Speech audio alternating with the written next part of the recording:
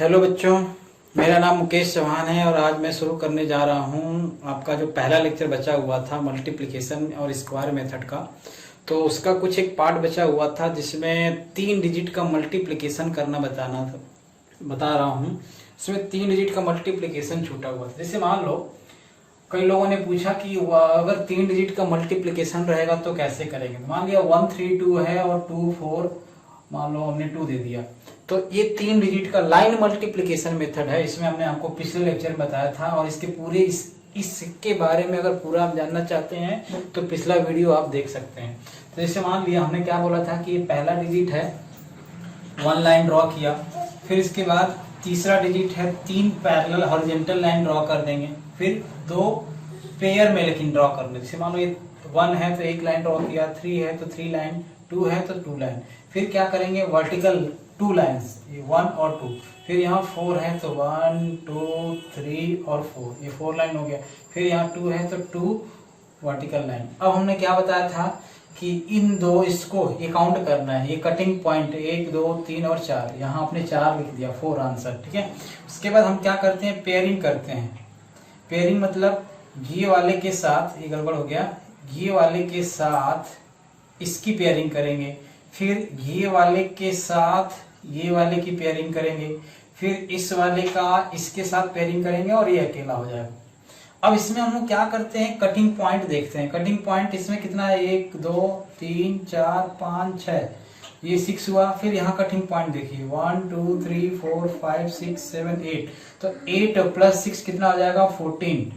14 का 4 लिखेंगे। अभी 1 कैरी बचेगा तो 1 कैरी को हमने रहने दिया इसके लिए। तो ये हो जाएगा, यहाँ पे देखिए 1 2 और उसके बाद 3 4 5 6 7 8 9 10 11 12 13 14, फिर 15 16 17 18। 18 और 1 कैरी था 19, 19 का 9, अभी भी 1 कैरी बचा है। ठीक है। अब यहाँ देखते हैं ये वाले कटिंग पॉइंट में, 1 2 3 4 5 6 7 8 9 10, 10 और ये 1 कैरी बचा था 11, 11 का 1 हो जाएगा। इसके बाद यहाँ पे आप देखो कटिंग पॉइंट यहाँ पे कितना है, 2 है। तो 2 का ये 2 और एक 1 कैरी बचेगा तो कितना हो जाएगा, 3 हो जाएगा। तो इसका जो आंसर आएगा ये 132 इंटू 242 का ये आंसर आपका आ जाएगा। ठीक है। ये एक यूनिक मेथड है, हमने इसके बारे में पिछले लेक्चर में पूरा डिटेल में बात किया था। अगर इन द केस जैसे मान लो इसमें बीच में कहीं 0 भी आ जाता है, जैसे मान लीजिए अगर मैं इसी में बीच में कहीं 0 ले लेता हूँ, मान लो हमने 3 को 0 बना लिया।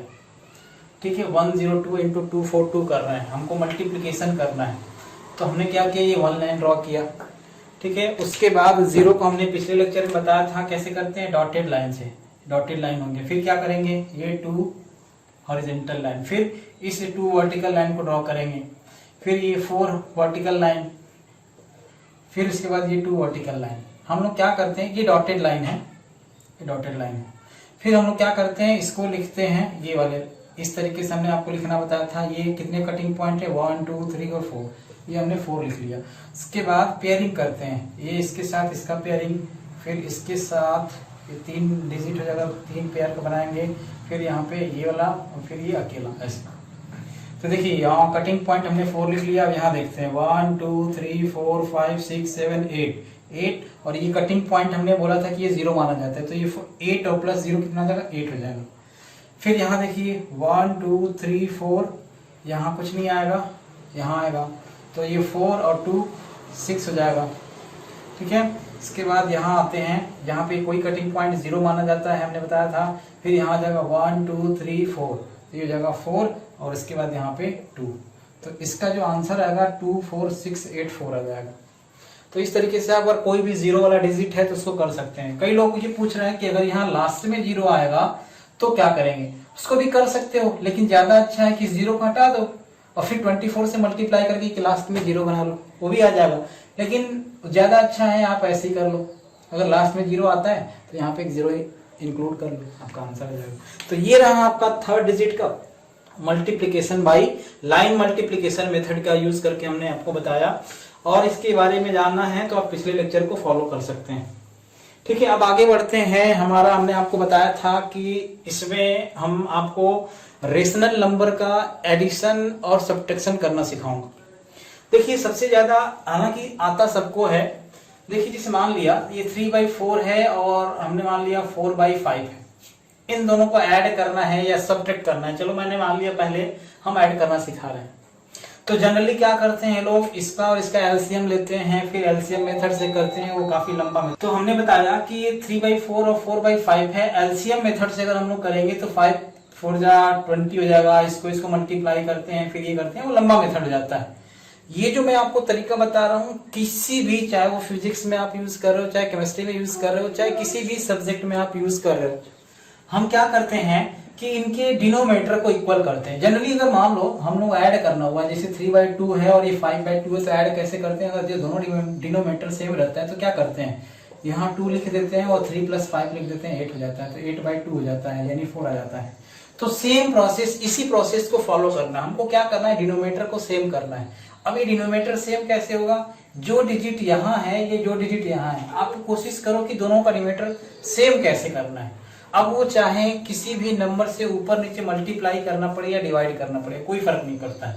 तो हमने क्या किया, चलो मान लो हमने इसमें ऊपर नीचे 5 से मल्टीप्लाई कर दिया। अब बोलोगे 5 से ही क्यों, क्योंकि यहाँ पे 20 आ सकता है, यहाँ भी हमने 4 से ऊपर नीचे मल्टीप्लाई कर देंगे तो 20 आ जाएगा। तो हमने क्या किया, 5 से ऊपर नीचे मल्टीप्लाई कर दिया और इस फ्रैक्शन में कोई फर्क नहीं पड़ेगा। अब इसमें हमने क्या किया, 4 से ऊपर नीचे मल्टीप्लाई कर दिया, उससे फायदा क्या हुआ, यहाँ भी 20 और यहाँ भी 20, तो हमने क्या कर दिया 20 हो जाएगा।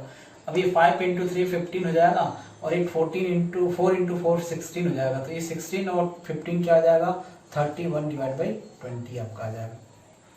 ये कितना हूँ बड़ा फ्रैक्शन डिजिट हो, जैसे मान लो अगर ये हमने सिर्फ 2 डिजिट को लिया, हमने मान लिया 1/2 प्लस 3/5 प्लस 1/8 प्लस 2/16 प्लस मान लो 1/5 ले लिया, ऐसे इतने सारे डिजिट हैं और सबको हमको ऐड करना है। तो हम इतना लंबा प्रोसेस करने से अच्छा ये है कि हम लोग क्या करेंगे, एलसीएम मेथड ना यूज करके हम लोग क्या करेंगे, डिनोमिनेटर को सेम करने की कोशिश करेंगे।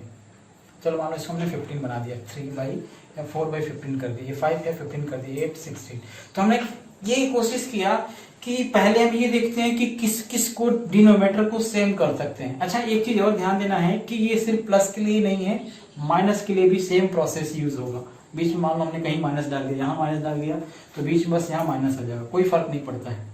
तो हमने क्या किया, पहले हमने ये देखा कि 2 का मल्टीपल वाले टर्म्स कौन कौन से आएंगे, ये वाला आएगा, ये वाला आएगा और ये वाला आएगा। ये 5 का मल्टीपल है तो उसको हमने अलग कर रखा अभी। तो ये हो जाएगा 1/2, ये हो जाएगा 1/8 और ये हो जाएगा, सॉरी ये है 1/8 और ये हो जाएगा 2/16, ठीक है 2/16। अब हमने क्या किया, यहाँ 16 दिख रहा है, यहाँ 8 दिख रहा है, यहाँ 2 दिख रहा है, बाकी को हमने ऐसे ही रख दिया। अभी ये 5 वाले टर्म्स को ये 4/15 रहने दिया ऐसे ही। अब क्या करेंगे, डिनोमिनेटर सेम करना है हमको, ऐड करना है। तो हमने क्या किया, यहाँ पे 8 से ऊपर नीचे मल्टीप्लाई कर दिया, 16 बन जाएगा। यहाँ 2 से मल्टीप्लाई कर दें ऊपर नीचे क्या आ जाएगा, 16 बन जाएगा, और ये ऑलरेडी 16 है। तो अब हमारा इसका वैल्यू जो आएगा, इस सब में डिनोमिनेटर इक्वल हो गया, 16 हो जाएगा। यहाँ देखिए 8 और यहाँ हो जाएगा 2 और यहाँ हो जाएगा 2, तो 8 + 2 10 + 2 12 हो जाएगा। और इसको भी वही काम कर लेते हैं, इसमें हम क्या करेंगे, इनको अलग ऐड करते हैं। तो हमने क्या किया, यहाँ 3 से ऊपर नीचे मल्टीप्लाई कर दिया, तो ये बन जाएगा 15, ये जगह 9 और +4। अब इसको ऐड कर लेते हैं, तो ये हो जाएगा, हमने ऐड किया था तो अभी आया था हमारा 12/16 और +13/15, ठीक है। तो देखिए अब इसको सॉल्व कर लेना है, बस आपका आंसर जाएगा। जैसे मान लो अब इसको ऐड करोगे तो 12/16 + 13/15, बस। अब इसको भी अगर करना है तो आप उसी मेथड से कर लो, थोड़ा और अगर चाहें तो इसको हमने 4 से कैंसिल कर दिया, हो जाएगा 4 क्रॉस मल्टीप्लाई कर लो या फिर से वही काम कर लो। क्रॉस मल्टीप्लाई करने से ये ज्यादा आसान हो जाएगा, तो क्रॉस मल्टीप्लाई करने से 15 4 जा 60 हो जाएगा और ये जाएगा 45 + 52, तो ये जाएगा 7 9 और ये 60, ये आपका सर जाएगा। ठीक, किसी भी डिजिट का चाहे कितना हो बड़ा हो, कई बार हम लोगों को क्या रहता है, जैसे मान लो ABCD टाइप का कोई फ्रैक्शन आता है, मान लो A + B या B + C यहाँ दे दिया और यहाँ दे दिया C/E + F दे दिया, ऐड करना है। तो हम लोग क्या करते हैं, इसका क्रॉस मल्टीप्लिकेशन मेथड से भी कर सकते हो, या आप क्या करो डिनोमिनेटर इक्वल कर लो। तो यहाँ b प्लस सी है, यहाँ e प्लस एफ है, तो e प्लस एफ से ऊपर नीचे मल्टीप्लाई कर लो, यहाँ b प्लस सी से ऊपर नीचे मल्टीप्लाई कर लो। तो उस मेथड में आपको कोई भी क्वेश्चन तुरंत सॉल्व हो जाएगा, उसमें आपको कोई प्रॉब्लम नहीं होगा। और सबसे बड़ी बात क्या है कि यहाँ पे कैलकुलेशन करना मुश्किल हो जाता है, आसान रहता है। और वो वाले जो एलसीएम मेथड रहता है उस मेथड में थोड़ा कैलकुलेशन करना या मिस्टेक होने के चांसेस ज्यादा रहते हैं। हमने आपको पिछले लेक्चर में आपको बताया था ये a प्लस बी के होल स्क्वायर मेथड से, a प्लस बी के होल स्क्वायर मेथड से हमने बताया था आपको किसी भी नंबर्स का होल स्क्वायर निकालना। ठीक है, जैसे हमने बताया था 12 का होल स्क्वायर निकालना है, तो इसको हमने माना था a माना था, इसको b माना था। तो ये क्या हो जाता है, पहले हमने इधर से लिखना शुरू किया था, तो ये हो जाएगा 2 का स्क्वायर यानी 4, फिर 2 इंटू 2 यानी 2 और 4 हो जाएगा, 2 इंटू 2ab, तो 2 इंटू 1 इंटू 2 यानी 4 हो जाएगा, फिर 1 का स्क्वायर यानी 1 हो जाएगा। तो इसी मेथड से हमने आपको बोला था कि इसी मेथड से किसी भी नंबर्स का, चलो हमने क्यूब निकालना बताते हैं। तो क्यूब निकालते कैसे हैं, पहले हम फार्मूला लिखते हैं a प्लस बी का होल क्यूब का। तो ये ध्यान रखना है कि जो इस फार्मूले को आपको इसी तरीके से लिखना है, a cube plus 3a square b plus 3ab square plus b cube. ठीक है, जैसे मान लो हमें 12 का क्यूब निकालना है, तो हम क्या करेंगे, 12 का क्यूब यानी 2 का, इसको मान लो ये a है और ये क्या है, ये b है, तो b का क्यूब यानी 2 का क्यूब हो जाएगा 8, 3a स्क्वायर 3ab स्क्वायर यानी 3 इंटू 1 इंटू 2 का स्क्वायर यानी 4, क्या हो जाएगा 12 हो जाएगा। तो 12 का हम लोग लिखेंगे 2, बचेगा रिमाइंडर 1, कैरी कर लेंगे, यहाँ आ जाएगा 1, फिर 3 इंटू a स्क्वायर यानी 1 का स्क्वायर इंटू b, तो हो जाएगा 3 इंटू 2 6, ये हो जाएगा 3 इंटू 2 6, और कैरी 1 बचा हुआ था तो हो जाएगा यहाँ 7। ठीक है, और फिर 1 का क्यूब यानी 1, तो ये हो जाएगा 1728, किसका 12 का क्यूब निकालना आपका आ गया। चलिए मान लें हमें कोई और डिजिटेड या 23 का हमको क्यूब निकालना है, तो हम लोग क्या कर लिया, 3 का क्यूब यानी हो जाएगा 27, 3 का क्यूब 27, बचा कैरी 2, इसके बाद 3ab स्क्वायर, तो 3 इंटू 2 इंटू 9 हो जाएगा कितना, 18 3 54, 54 और 2 56 को 6 5 बचा। ठीक है, फिर से 3 इंटू a स्क्वायर b 4 और 4 इन 3 4 3 जा 12 और 12 3 जा 36 और 5 41 का 1 लिखा, 4 कैरी बचा। ठीक है, इसके बाद 2 का क्यूब, तो 2 का क्यूब हो जाता है 8 और 4 12, तो ये आपका आंसर जाएगा किसका, 23 का होल क्यूब का। अब जैसे मान लो कि थोड़ा आपको लग रहा होगा कि काफी टिपिकल हो रहा है, तो आप कैसे करोगे, जल्दी अगर मान लो आपको करना है, तो मान लो हमने 32 का क्यूब निकालना है। ठीक है, आसान है 32 का क्यूब निकालना। आप देखो जल्दी करना है या आपके दिमाग में सॉल्व करना है, तो बस 32 का क्यूब लिख लो और आप आंसर लिखते जाओ। 2 का क्यूब 8 हो गया। फिर आप क्या करो, पहले इसका स्क्वायर, वहां देखो वहां पे इसका स्क्वायर है, फिर बाद में इसका स्क्वायर है, तो 2 का स्क्वायर कितना हो जाएगा, 4 इंटू 3 12 हो जाएगा, 12 इंटू 3 करना है यहाँ पे, तो 36 का 6 बचा।